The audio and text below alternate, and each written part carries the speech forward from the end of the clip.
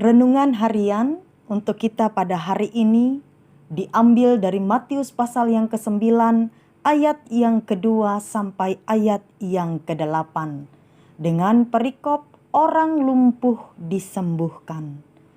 Kesembuhan adalah hal yang paling dinantikan atau diharapkan oleh orang yang sedang mengalami sakit. Seperti halnya yang dialami oleh orang lumpuh dalam Matius pasal 9 ini. Lalu pertanyaannya, mengapa Tuhan Yesus ketika bertemu dengan orang lumpuh ini tidak langsung berkata-kata untuk menyembuhkan ia dari sakitnya. Tapi terlebih dahulu Tuhan Yesus mengatakan, dosamu sudah diampuni. Apa yang dilakukan oleh Tuhan Yesus ini seolah hendak mengatakan bahwa pengampunan yang diberikan bagi jiwa seseorang karena dosa yang dilakukan jauh lebih berharga daripada kesembuhan fisik seseorang.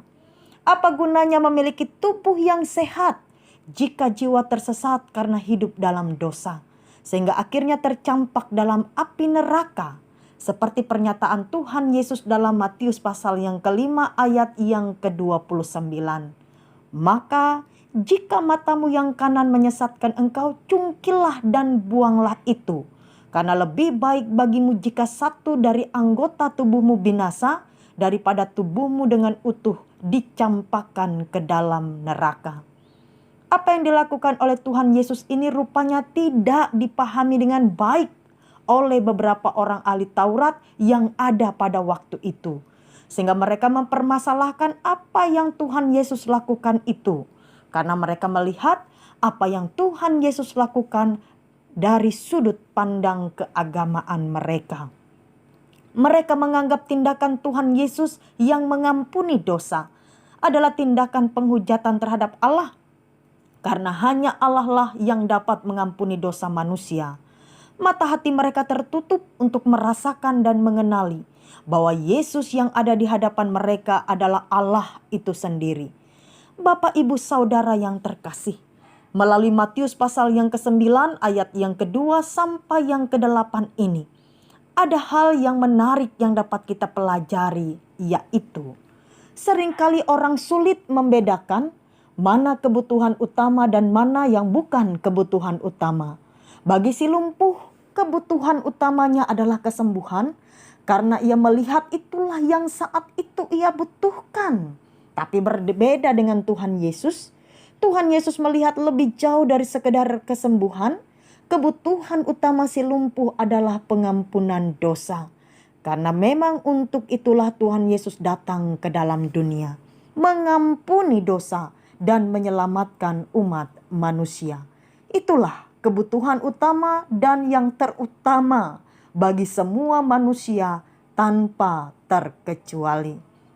Bapak, Ibu, Saudara yang terkasih, masalah virus corona dan dampak yang telah dan akan ditimbulkannya menyita perhatian banyak orang. Sebagian orang ketakutan sehingga sibuk memproteksi diri agar terhindar. Ada yang cuek, tidak peduli, ada yang biasa-biasa saja. Sebagian orang yang lain sibuk membenahi usaha yang hancur karena dampak yang ada. Ada yang kehilangan pekerjaan sehingga terpuruk, stres. Ada yang kehilangan orang-orang terkasih sehingga merasakan sedih, bahkan depresi yang mendalam. Virus corona dan dampaknya memunculkan banyak reaksi yang berbeda-beda. Dan hal ini dapat membuat orang kehilangan fokus akan apa yang menjadi kebutuhan utama dalam hidupnya sebagai orang percaya. Memproteksi diri dari virus corona itu penting, tapi memproteksi diri dari dosa jauh lebih penting.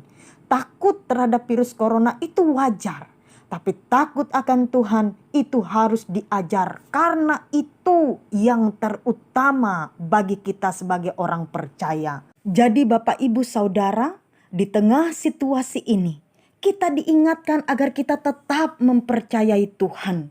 Jangan lupa, apapun pergumulan hidup kita, kita tidak pernah sendiri. Selalu ada Tuhan bersama dengan kita. Masalah atau pergumulan setiap orang berbeda-beda, tapi prioritas atau kebutuhan utama kita sama. Kita membutuhkan Tuhan hadir bersama dengan kita. Karena Dia tahu apa yang kita butuhkan saat ini. Dia tahu yang terbaik bagi kita. Jangan sampai kita seperti ahli-ahli Taurat. Mata hati mereka tertutup untuk menyadari kehadiran Allah, kehadiran Tuhan di tengah-tengah mereka. Sehingga mereka tidak bisa membedakan mana yang menjadi prioritas utama, apa yang menjadi kehendak Tuhan bagi umatnya. Kiranya Roh Kudus terus mengingatkan kita akan hal ini, sehingga kita menjadi pribadi yang benar-benar berkenan di hadapan Tuhan. Tuhan Yesus memberkati kita. Amin.